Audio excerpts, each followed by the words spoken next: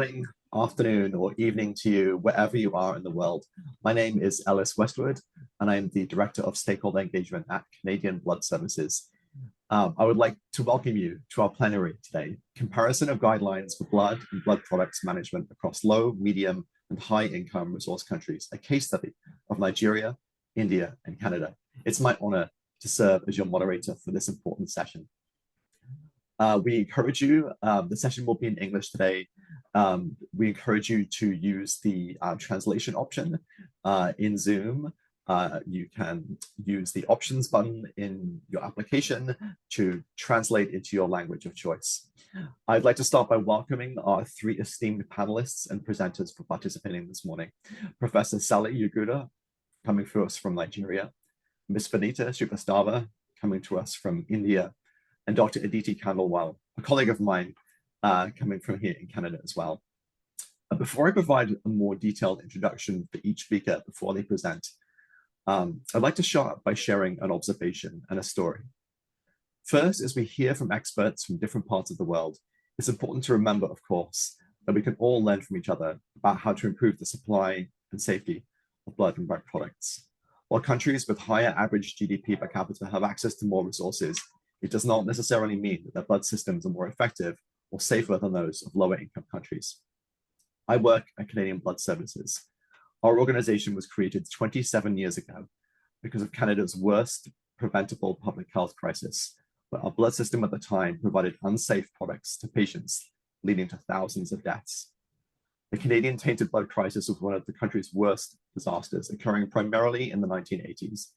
Between 1980 and 1985, approximately 2,000 Canadians contracted HIV, and at least 30,000 were infected with hepatitis C through contaminated blood products distributed by the Canadian Red Cross Transfusion Service.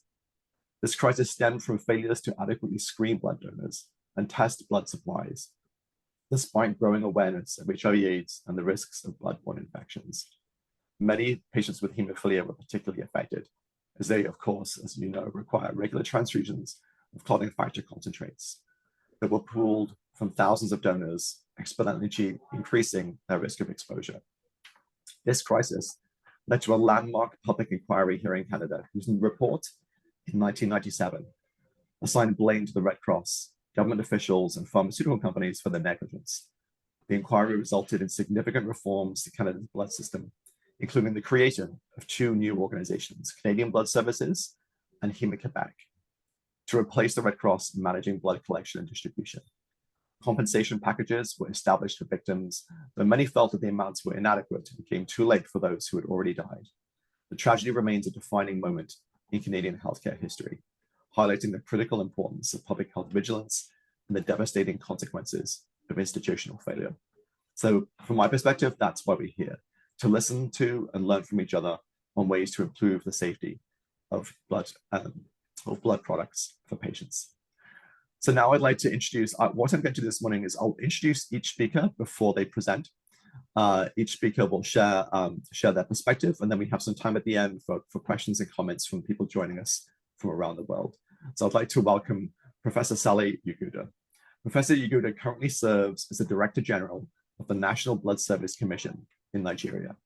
He earned his MBBS degree from the University of Maiduguri in 2004, and subsequently completed his residency training in hematology and blood transfusion at University College Hospital, Ibadan. In 2012, he became a fellow of the Faculty of Pathology at the National Postgraduate Medical College of Nigeria, and is also a fellow of the International Hemophilia Treatment Center. At NBCS, he leads nationwide efforts to strengthen Nigeria's blood transfusion system, ensuring safety, quality, and sustainability in line with global best practices. Before his current role, he served as an honorary consultant hematologist at the Federal Teaching Hospital, Gombe, and as a lecturer in Gombe State University. Welcome, Professor Yuguda, and over to you. Thank you very much for the kind introduction, and also thank you very much to Gansit for inviting me to this program. Sorry, can you see my screen? Okay. Yes, we can. Okay. Is it visible now? Yes, it is. Yes, it looks great. Okay, so, all right. Thank you very much, the organizers, for inviting me to this program. So today I'm going to share our experience in Nigeria. I will take a brief history of the blood transfusion service in the country, and then I will share also what we do currently to improve the services in Nigeria. So the title of my talk today is exploring the standard approaches for safe blood and blood product supply in Nigeria.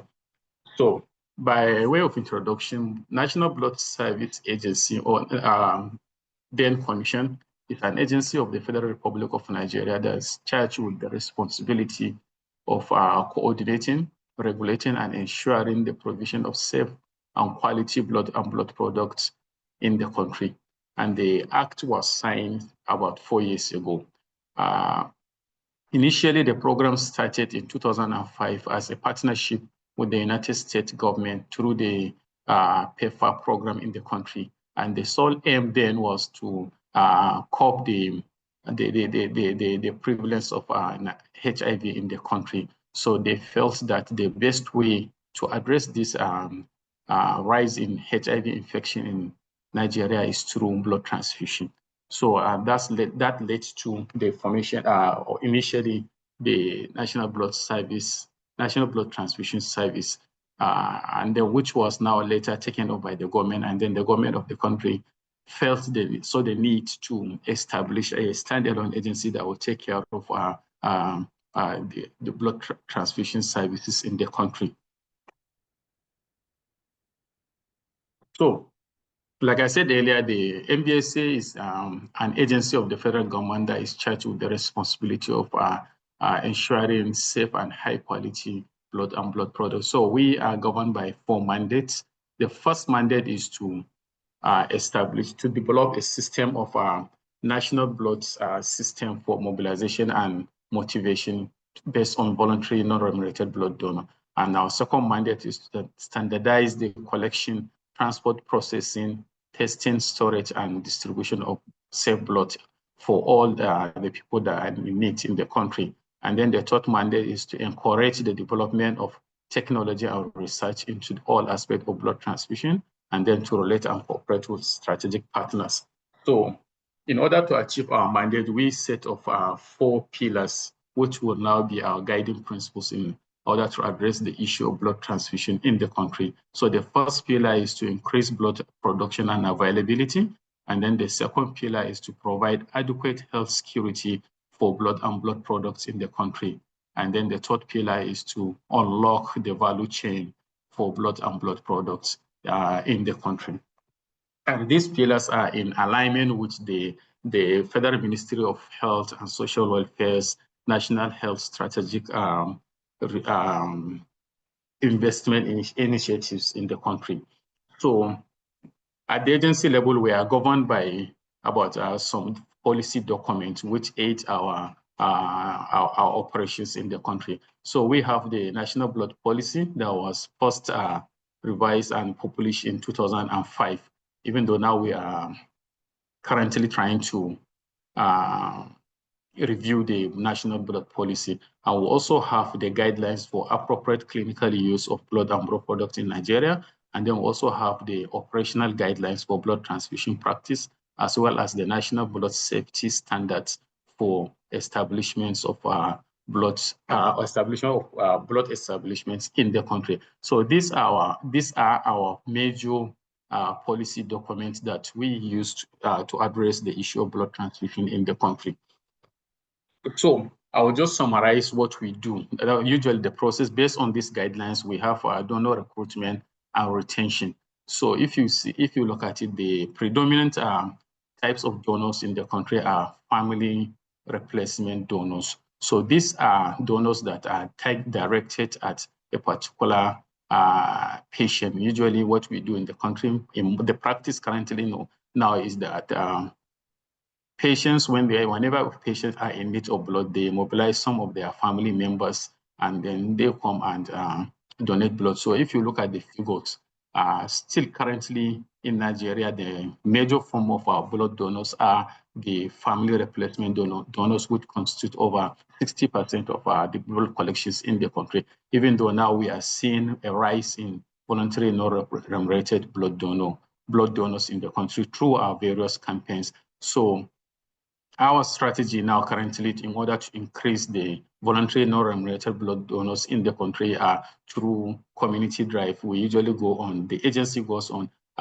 regular community enlightenment and donation donor drive. We also partner with some faith-based organizations, schools, universities, in order to address most of the barriers of blood donations in the country. And these barriers are mainly due to misconceptions, stigma, some form of logistics across the country. So when you look at the blood collection process, like I said earlier, currently in Nigeria, the major blood collection practice are hospital-based. Most of the hospitals in the country are usually allowed to operate blood banks, and they operate their own blood donor collections, and then they screen and store this blood, even though now the agency is strategically working towards to have some form of centralization of the blood donation. As at the agency level, we have Nigeria is divided into 6 major geopolitical zones. So these zones, in each of these regions, we have a zonal office of the National Blood Service Agency, which is saddled with the responsibility of coordinating the blood donation and collections and screening for that particular zone.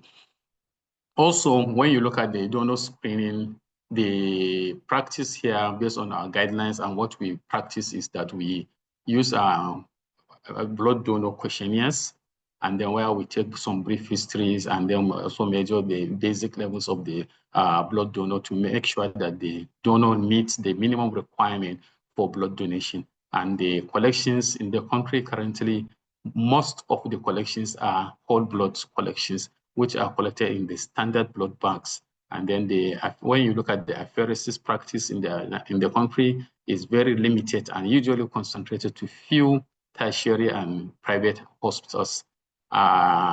This is mainly due to the high cost of the apheresis kits in the country, which are beyond the affordability of most of our patients in the country. And also, when you look at the apheresis collections, like I said earlier, is very minimal in the country, even though now currently we are working towards addressing that issue. So in the country, we are aligning with the WHO standard for screening for HIV 1 and 2, hepatitis B, hepatitis C, and syphilis. These are the 4 TTIs that we currently practice screen for in Nigeria. And most of the tertiary hospitals are relying on ELISA or CLIA screening method, even though in the country there are some centers that are still using the rapid tests, which are highly discouraged by the guidelines based on the WHO and also as well as the Federal Ministry of Health. And currently, based on our data, in 2024, you will see that there is a marked decrease in the prevalence of HIV, the TTIs among blood donors. For HIV, we are currently at 0.67, hepatitis B 2.4, even though in some areas we have hepatitis B carrier rate of as high as 15 to 20%. But the national data, based on the data that we collected from over 400,000 blood donors, the prevalence of hepatitis B is about 2.4%, hepatitis C 0.68, and syphilis 0.8. And also the nucleic acid test is currently not readily available in the country. So when you look at the component separation, like I said earlier, most of our blood collections are done as whole blood collections. So even though we have some limited availability of component separation through the use of our cold centrifuge to process this blood into packed red cell FAPs and platelets, and these are mainly available in the major tertiary hospitals. So we still face challenges of transfusing whole blood due to limited component processing. Cold chain availability is available in the country, but currently, even though we have some particular power supply across the country, but still, most of our refrigerators now, we at the agency level, we are using the renewable energy in order to cope this issue of power supply. When you look at the inventory and distribution, like as most of the inventory are hospital-based. At the agency level, currently, we are working towards harmonizing and centralizing the data collection. The data collection, so that we'll have the national inventory method through our national blood management system. So common issues and problems that we have in the country are issues of stock out or overstocking of some of blood types, more especially because of lack of sharing of data between the hospitals. So the quality system, based on our own data, most of the hospitals have the SOPs are available, even though the implementation is uneven. And then the external quality assurance is currently in the country inconsistent. And we are just currently trying to introduce the national hemovigilance system in the country through the agency. Then when you look at human resources and training, there is, just like with most of the developing countries, we are facing the challenges of shortage of personnel, more especially in blood banks. And these are usually due to the issues of migration of staff across between the government hospitals into the private sector, or even outside the country. But we at the agency level and the government is also working toward addressing this kind of challenges. Most of our National Blood Service Agency is currently fully funded by the federal government of Nigeria, and then most of the states are also operating their own blood transfusion services. And then even though we still get some support from donor agencies. So the major challenges we face in the country are due to mainly insufficient recurrent funding more especially for reagents, maintenance of our equipment and staffing. Even though now currently we are working towards centralizing the procurement process of most of these reagents and as well as the equipment in the country, so as to have a reduction in the prices of most of these consumables that we use in blood banks. So the agency is saddled with the responsibility of regulating all the blood establishments in the country, whether public or private, and whether at the national level or sub-national level. So in this slide, I try to summarize the major challenges we face in the country when it comes to blood transfusion services. Well, the first one is on the human resource. I have already highlighted that. And then we know that we are facing shortage of voluntary donation in the country, which we are trying to address now. And then when you look at the governance and coordination, before the establishment of the agency, there was no central coordination when it comes to blood transfusion service in the country. But now we are working toward that. We are also trying to address the issue of regulation, and then also trying to link all the hospitals in the country. Then the infrastructural capacity, I've already highlighted most of these issues, even though the agency is working hard to address those challenges. So what are we doing at the agency level to address most of these issues? So I try to summarize it into three aspects. One is to increase the blood production and availability, and then also to address the quality, regulation, and partnership issues, and also to unlock the value chain for blood and blood products in the country. And with this, we are aiming to achieve a 40% increase in blood supply across the country in alignment with the national strategic health reform initiatives of the country within the next 5 years. So when you look at the people living with inherited blood disorders in the country, they are facing a lot of challenges in the when it comes to blood transfusion service. Number one of the major challenges they face here is the availability of blood itself. Like I said earlier, the country is currently only able to address not more than 40 to 50% of the national needs for the blood when it comes to blood transfusion. And then the second aspect is the issue of accessibility and affordability. Currently, the National Health Insurance Service is only addressing up to like more than less than 20% of the populace are on the insurance. So the remaining 70 to 80% of the people are usually pay out of pocket expenditure when it comes to health service. So this is the same thing is also affecting the accessibility and affordability of blood and blood products in the country. And then finally, when the issue of blood product for medicinal use, which currently I don't think there is on any company that is producing this in West Africa and most of the African countries. So we rely only on imported blood products for medicinal use, like the more especially coagulation factors for our people with inherited bleeding disorders. So, and these are very, very expensive in the country and in most of the developing countries. So these are also part of the challenges that are being faced by the people who live in which are inherited bleeding blood disorders generally.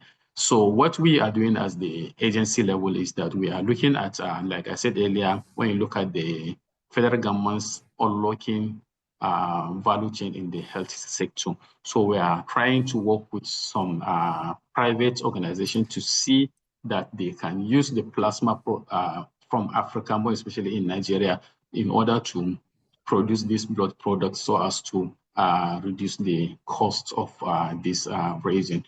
So thank you very much for listening. I think this is the end of the summary of what I tried to address. Thank you very much.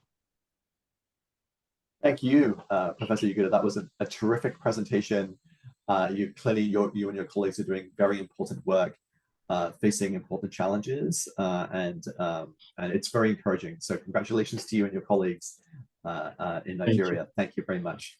I'd like now to welcome and introduce you to Ms. Vanita Shrivastava.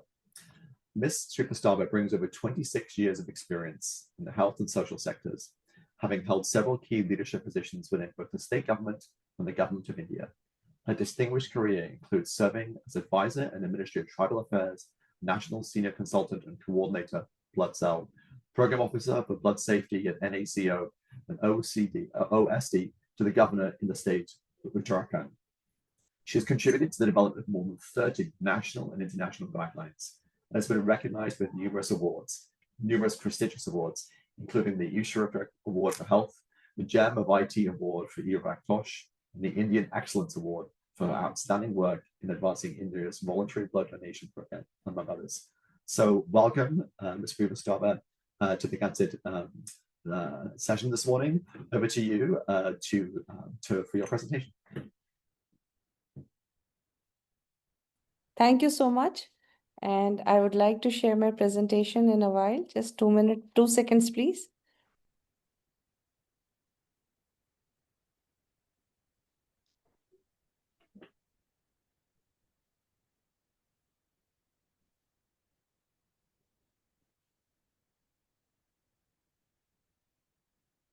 That's great. We can see your laptop screen. Thank you. Can you see my screen, please? Yes, we can. Okay, thank you. Just a sec. Yeah. Yeah. So I'm going to talk about what is important when we talk about approaches for safe blood and blood product supply, and how we going to it just is my screen. So supply important is donor recruitment, donor eligibility, donor testing, and product manufacturing. And when we talk about India, India has progressed a lot in last 15 years, I should say. And in last decade, we have done most of the things in a better manner to take up the care of the safe blood and blood supply and blood products.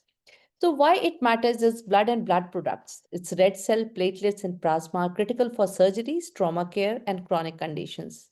Key risks: transfusion transmitted infections, HIV, hepatitis B, C, syphilis, and shortage and emerging pathogens. Key risks are: goal is to maintain a safe and adequate accessible blood supply globally.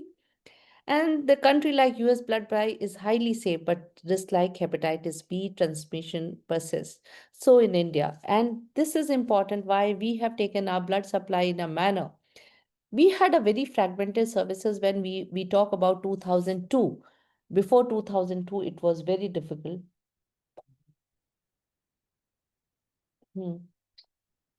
Before 2002, it was very difficult. I mean, it were until we had a blood services proper in place, it was difficult for us. It was quite fragmented. But if we see, after the 2002, the national blood policy was formed, and after this formation, the improvement has been done in a much better way. If we see,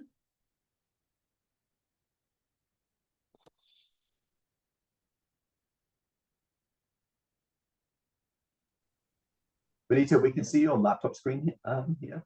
yeah. But So we if don't we have the see okay. the current landscape, can you see the screen, please? Yes, we can.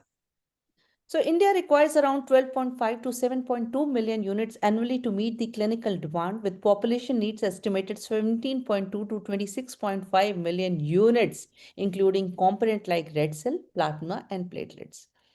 Supply stands at 9.8 to 13.5 million units, covering 78 to 95.3% of the demand. Still, there is a little bit shortage, but not up to in this season, especially in winters, there is no shortage. But still, when we say about summers, it is a small shortage is there with 92% of utilization rate, but 8% wastage due to expiry or inefficiencies. Maybe the blood is contaminated or it is not properly put it in the blood bags. So because of this, so wastage is also there. Major uses is in medicine. If you see 40%, example, anemia and oncology, surgery 28%, trauma, transplants, obstetric and gynecology 22% for the postpartum hemorrhages, pediatrics like thalassemia, sickle cell anemia, it's around 9%. It's now going to be 10% because we have a very good program now about sickle cell in India as well. And we have a sickle cell mission. So after this mission was launched in 2023, July, we have seen the rise of because we could identify our patients for thalassemia and sickle cell both. So now if you see there is a rise in the usage of blood as well. Challenges: uneven regional distribution, like lower in northeast. We don't we have good blood bank there, still there is lower basically uneven regional distribution, excess gaps in rural low income areas, and rising demand for non-communicable disease. So when it comes to cardiac problem, because when it's in CD, it's like nephrology is concerned to NCD, basically non-communicable disease or the cardiac. So now you can see because the NCDs are rising and the demand is also rising in that sense. So importance is the safe blood prevents transfusion transmission infections like hepatitis B, C, HIV, and ensures self-sufficiency as per WHO guidelines. Now, what is when I said that we had a national blood policy which was prepared in 2002, the foundation was that we have to have the objective was to ensure adequate, safe, and quality blood supply from voluntary non-remunerated donors, because we understand that voluntary non-remunerated donors are the safest, and we need to have a very good donor pool. It's not only that we say it's a policy and but regular donor pool is important. Promote rational clinical use of blood and components. Prohibit commercial sale, trading of blood, which is not from not non-profit model, because we are not selling blood. So strengthening infrastructure, manpower, and hemovigilance. These was the key objective. Now, core components, if we come to integrated national state blood transfusion services, which are being established, 100% non-voluntary, non-remunerated blood donation, universal screening of all blood units which are being collected for TTIs, establishment of National Blood Transfusion Council for oversight to look after and impact the framework of licensing. Now, this licensing of the blood banks comes under the Drug and Cosmetic Act 1940, aims for 1% of the population, that is 13 million units, which is being covered. But because of the uses has improved, though it is 1% of the population which is needed, but anyway, the uses have gone quite high. So this is important to understand. And we also need regular blood donation scams for this. So when we say what approach was taken up, the first approach was promoting safe blood donation practices. As we understand that voluntary non-remunerated blood donation was the target, Increased regular donors to meet 100% safe blood needs. Current collection 33.2 of eligible population. So it is there. Strategies, what strategies also, you can see that my colleges, even in schools, we do go to sensitize children that once you become 18, please come and donate. So there are regular sensitization program, awareness programs in the schools even, to motivate those people when they grow up after 18, that they can come and donate blood voluntary. That is a voluntary program. So awareness campaigns, donor recruitment via school, NGO incentives, recognitions, health checkups. While we also do health checkups in the colleges, we also basically motivate them to do the blood donation and mobile camps. So we have very good mobile vans over here with us, which go to the remote areas to collect, go and hold the voluntary blood donation, and we do collect blood from those mobiles. Donor screening and eligibility, pre-donation counseling is very more important. Hemoglobin checks to exclude high risk groups. Ban on replacement and professional donor to reduce TTIs, because TTIs, if you see these professional donors, we don't take anymore. These are totally banned. Innovative models like walking blood banks. As I said, walking blood banks for emergency in remote areas, it is there, and it's a very good model. When I was at NACO, you were saying that that is National AIDS Control Program, where I have worked for the blood services. It was where, and we started this walking blood banks. So if you see, you will find these blood mobiles as a walking blood banks, because those who have all the, it's like a moving blood bank.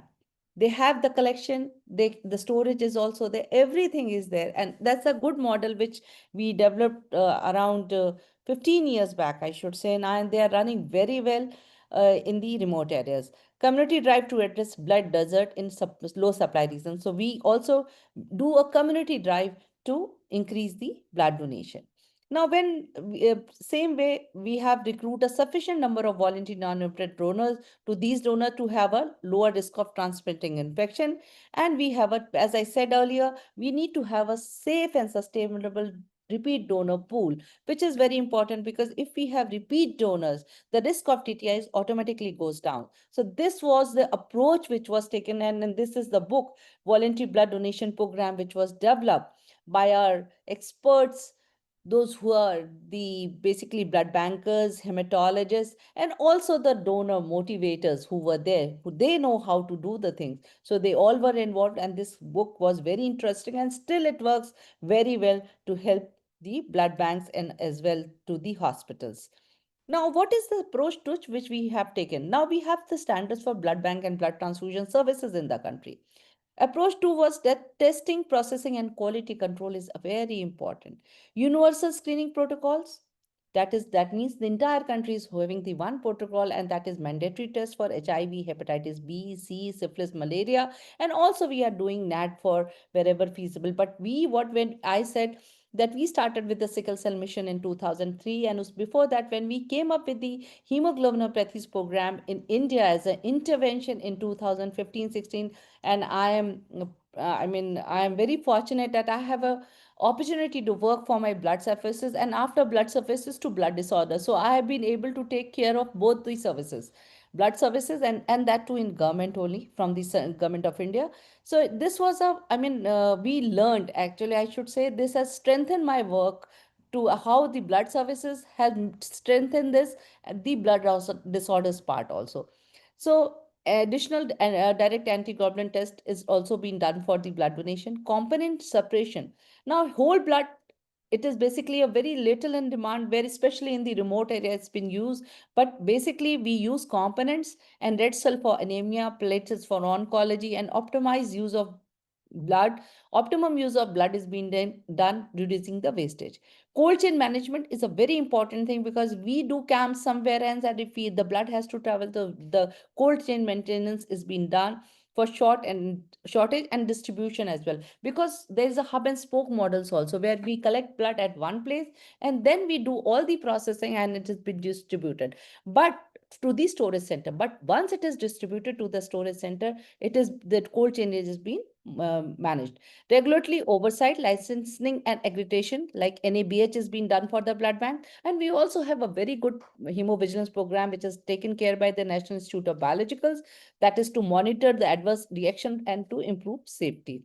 And let me tell you, because we have a very good hemovigilance program, so it is also connected to other countries like Nepal, Bhutan, and we have given them this program to run over there, and we are helping them out in the CRO countries to take over.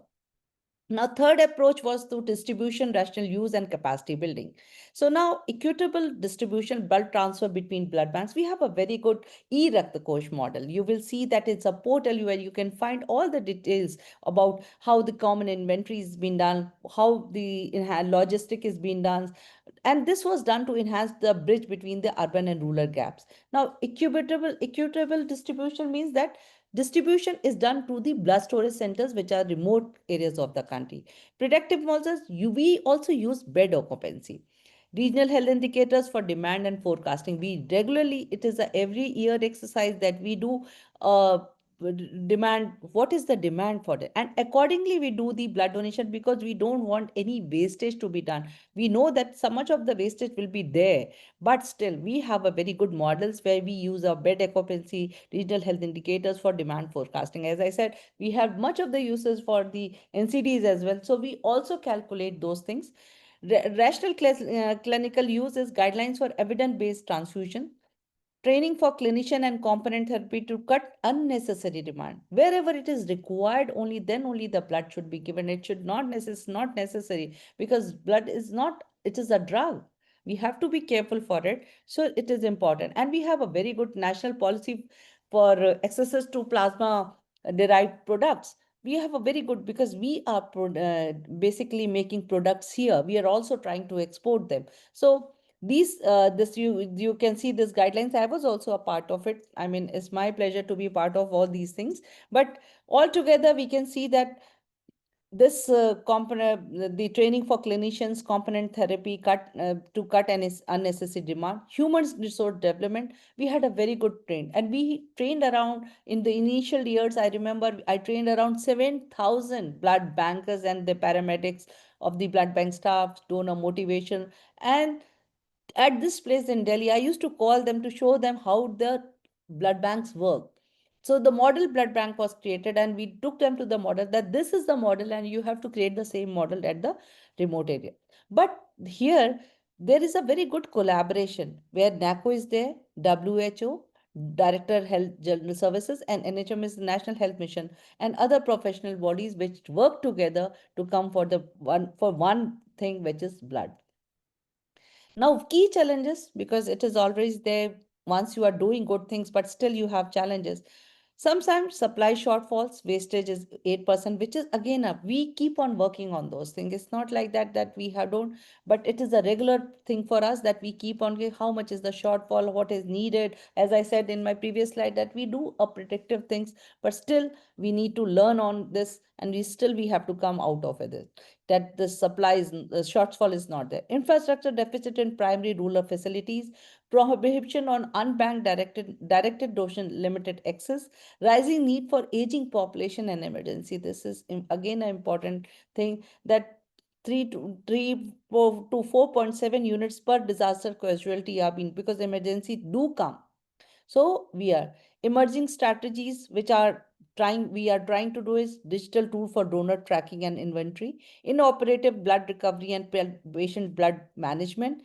Policy updates, I would also like to tell you that this is an evidence-based national plan for self-sufficiency by 2030. There is a policy which has come up, and this is an evidence-based national plan for self-sufficiency by 2030. That means we are just trying that by 2027 we will be able to fill the gaps in a manner that there is no short supply and there is no wastage also. So what I will see about the conclusion and recommendation, that India's national blood policies are multi-pronged approaches, have donation promotion, rigorous testing, rational use for the robust framework, but scaling Vinayavadi and voluntary non-remunerated donation program and equity is key to closing gaps. Actionable recommendations are launch nationwide VBD camps targeting 1% of the donation rate. That is, I'm saying for my own country, because we keep on, when we do analyze, we also say, what is the invest in predictive analytical and cold chains for zero wastage. As I said, that we do have, but cold chains are very important. Enhanced monitoring via hemovigilance and annual audits. Now, the blood banks were not holding out, but now it has been mandatory for them to do the annual audits. And call to action is to collaborate across government, NGOs, community for 100% safe blood access, one nation, one blood policy. That Thank is you. there, but still we need to take it up. Thank you so much. And thank you for the patient listening. And thank you, Ganset, for giving me an opportunity to speak on this. And thank you, everybody, for listening patiently. And any questions, I am there. Thank you. Thank you, Ms. Srivastava. That's great. I'm thrilled to introduce our final speaker, a dear colleague of mine from Canadian Blood Services, Dr. Aditi Kandawal. Dr. Aditi is a medical officer at Canadian Blood Services, hematologist and transfusion specialist at St. Michael's Hospital, Sunnybrook Health Sciences Centre, and the Hospital for Sick Children in Toronto. She had her Bachelor of Science from McMaster University, a medical degree from McGill University in Montreal, and completed postgraduate training in internal medicine, hematology, and transfusion medicine at the University of Toronto here in Canada, where she also obtained her Master of Science in Systems Leadership and Innovation. A dedicated clinician and educator, Dr. Kandawal is deeply committed to advancing equitable access to safe and improving transfusion practices. She embodies the full spectrum of engagement in blood health as a stem cell registrant, blood donor, prescriber, a passionate advocate for improving blood use, and medical educator. It's great to have you here, Dr. Aditi. Over to you. Good day, folks, and welcome to this wonderful session. I am learning so much from everyone, and I see folks from around the world visiting virtually together. So this is a great meeting of the minds, and I feel really privileged to be invited to speak about Canada's blood supply today. So thank you all for listening. I'll try to give you a little bit of a background in Canada and then a bit of a structural background, and then try to narrow down to some of the more specifics. So to understand our blood supply, you also have to understand our context. We are a very large nation by geography. We are the second largest country with 6 time zones. And our population is not as large as many of the other countries. We're about 41.5 million people in this country. And our GDP is about 3 trillion Canadian dollars, which is $72,000 per capita, with our healthcare spending being about 372 billion Canadian dollars, which is about $9,000 per Canadian and 12.4% of our GDP. So resources-wise, this is what we're dealing with, and challenges-wise, we're dealing with trying to ensure that everybody, no matter where they are, coast to coast to coast, are able to get the best possible care from the blood system. Our healthcare system is actually divided by provinces. So this healthcare is delivered provincially. Although there is funding from the federal government, it means that the coverage for healthcare varies from province to province, and we are a nation of 10 provinces and territories. It does mean that essential healthcare needs are adequately covered through provincial healthcare insurance plans, and everybody has one, but the drug coverage may vary by location. It also means that we all have testing, which is slightly different in every province. But fortunately, we do have newborn testing in every province and territory that includes sickle cell disease.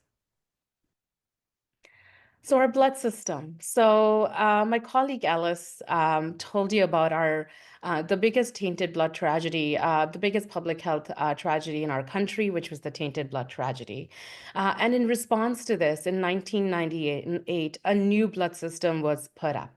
This meant that 2 new blood operators were licensed in the country, and currently we have Canadian Blood Services serving all parts of Canada outside of the province of Quebec, and our sister organization, Héma-Québec, serves the province of Quebec. So both of these organizations are not-for-profit, and they are regulated by Health Canada under as a biologic pharmaceutical manufacturer. Interestingly, Canadian Blood Services is also a non-governmental organization, and this was intentional. Being an arm's length organization away from directly the influence of the government was considered an important part of preventing a future institutional lapses that led to the tainted blood tragedy in the 1980s. Here's a complex figure, and I'll walk us through the important aspects of this figure. Firstly, for me, my heroes in the blood system are our voluntary donors.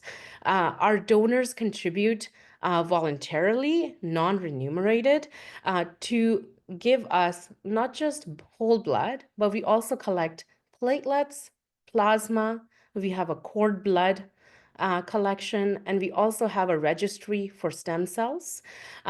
Canadian Blood Services is the manufacturer, distributor of blood and blood components and products. It also means that not only do we manufacture components from whole blood, plasma, and platelet collections, we're also responsible for purchasing purified protein products that we aren't able to currently manufacture ourselves. This means important biological products like IVIG and factor concentrates.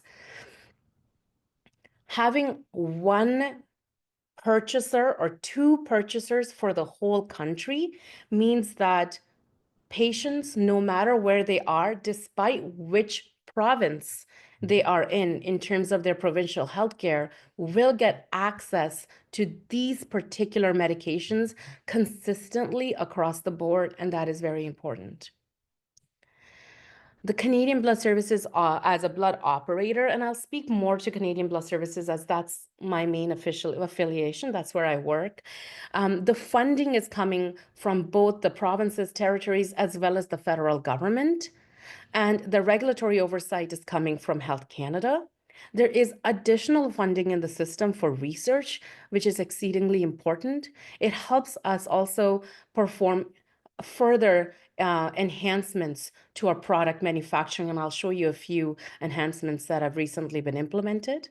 And we have a surveillance system under the Public Health Agency of Canada that is under Health Canada, and it traverses all provinces and territories. So we have a national hemovigilance system that is able to collect data, not just from the blood operator, but also from each individual hospital and transfusion service in each of the provinces. And all of this data is publicly available and reported. Transfusion services exist in a hospital-based format where products will be prescribed by clinicians based on the needs of their patients. And of course, an important part of our system is our patients for whom we exist and we do this work. Contributing to all of these aspects is engagement with the important folks all along the chain, which includes our advocates, our patients and families, our donors, as important partners in continuing to make the blood system better. As I mentioned, the regulation comes from Health Canada, which has to give us the license to be able to manufacture the labile blood products that we do. We also have standards from the Canadian Standards Association, and then we have accreditation standards as well, that every laboratory and manufacturing facilities needs to be accredited. And as I mentioned, the National Hemovigilance System that resides under Public Health Agency of Canada. Clinical use of blood and blood products are guided by something called the National Advisory Committee on Blood and Blood Products. So the NAC, or the National Advisory Committee, will identify, design, and implement policies or initiatives that help to understand how to utilize blood in the most optimized fashion, but they don't cover every single disease out there. And what's really important is to also look at the international and national guidelines on disease-specific transfusion. We do have collaborations, international collaborations, including the International Collaboration for Transfusion Medicine Guidelines, which produces evidence-based guidelines that are followed in the hospital setting, and other societies, international societies such as the ISBT, ASH, AABB, and the British Society of Hematology, as well as the Thalassemia International Federation, produce guidelines. These become hospital-based policies. This evidence is translated into SOPs and hospital-based guidance to help guide clinicians. So a lot of the onus of how the products are used lies in the hands of our hospital transfusion services who have these resources at hand. We do have oversight as to where the utilization is happening and the ability to do audits as well as inform our clinicians how to improve best practices. Looking at Canadian Blood Services, this is from our last year. This is from our annual report. We have about 377,000 active blood donors, and we collected 877,000 red blood cells and platelets doses in the last year. We have about 26,000 active plasma donors. We've also collected 300,000 plus liters of plasma and issued about $283 million doses, of plasma-related protein products. Currently, our sufficiency for immunoglobulin is at 27%. And the reason I mentioned this particular metric is because one of the most expensive parts of the Canadian blood system is when we have to purchase specialized purified protein products that we cannot yet manufacture or collect enough plasma to be able to be sufficient in. And this sufficiency rate has increased from 17% to 27% just within the last 2 to 3 years, with increased efforts to collect plasma in the country. There are other aspects to what we do as the blood system, which actually includes facilitating organ transplants, as well as ensuring that we have a robust stem cell registry for unrelated donors. And we also hold on and maintain the Canadian cord blood bank. Every blood operator and blood system relies on many layers of safety. We have a few steps in the way, but for me, the most important is actually a donor's decision voluntarily to decide to donate.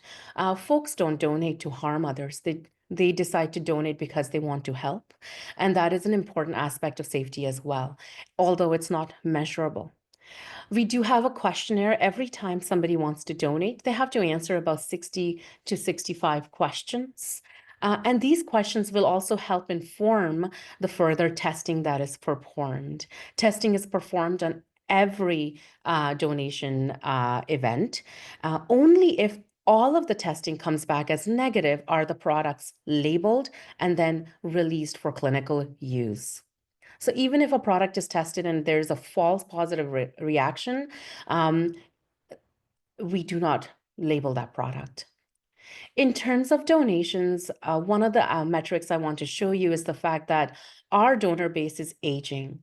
A quarter of our donor base is above 60 years old, and we heavily rely on repeat donors. About 90% of our donations come from folks who are repeat donors, returning donors. So one of the important aspects of what we need to look at in the future is to ensure we continue recruiting new donors to ensure that we have a sustainable donor base. These are the infections that we're currently testing for. As you can see, for HIV, Hep C, Hep B, we have multiple tests, and they include the nucleic acid tests. We don't rely just on one test, and these tests are performed on every donation. As mentioned, even if a test is falsely reactive, that product will not be released. In the mosquito system, we are also faced with West Nile virus. So seasonally, we do West Nile virus testing. We have Chagas in folks who may have the correct history or exposure history. And then we do some limited testing for CMV as well. Our estimated what we call residual risk for HIV, Hep C, and Hep B are as follows, as listed on the slide: 1 in 13.2 million, 1 in 2.1 million, and 1 in 4.1 million. These are hypothesized risks based on donors who may have tested as reactive, but we haven't had a single case of HIV, Hep B, and Hep C transmission since CBS was established. Dr. Aditi, we just have a couple of minutes left, just to let you know. Oh, okay. Okay. I want to highlight some characteristics of blood products that we take for granted, and I want to make sure you understand that these are universal in Canada. All of our products are leukoreduced during manufacturing. All of our red blood cell concentrates are labeled for their ABORHD as well as their KEL, so big K, KEL type. In our all of our platelets now are pathogen reduced unless especially ordered as PAS suspended, meaning that we use something called sorrelin treatment to inactivate any pathogens in the product. And our plasma is also being pathogen reduced in a couple of within the next 2 to 3 years. All of our plasma will also be pathogen reduced. Currently, we've just started implementing this and rolling this out across the country. Our goal is to have a completely pathogen reduced blood supply for any product that can actually be pathogen reduced. So far, we don't have this technology for red cell concentrates. We also deferring to using more safer products such as fibrinogen concentrate over cryoprecipitate because these products as well are purified and again pathogen reduced. Okay. All right. One more slide, Dr. Aditi. All right. So as mentioned earlier, we want to continually improve. So I'm going to skip this because we've kind of mentioned these preferences. I also want to mention that having a national blood operator means that we also have a national repository of experts and testing ability. So we actually perform specialized testing, not just for our donors, but also for patients across the country. And the advantage of this is that this testing is available to every single patient, regardless of where they live in the country. And it means they get red cell genotyping when it's indicated, antibody identification and phenotyping in our National Immunohematology Reference Laboratory. We do perform screening and titers for during pregnancy. And we also have a National Platelet Immunology Laboratory for HbA and HLA testing for all our patients across the country. All right, so thank you so much. Thank you so very much, folks. It was lovely to speak with you all. Well, thank you, everybody. I'm amazed at how much we covered and we learned in the last 58 minutes. Clearly, folks across the world are doing incredible work on behalf of patients. Thank you so much to Professor Yaguda, to Ms. Srivastava, to Dr. Khandelwal. Thank you for your important work. Thank you for presenting to us today. And on behalf of GANSID, enjoy the rest of the conference, everybody. See you in the next session.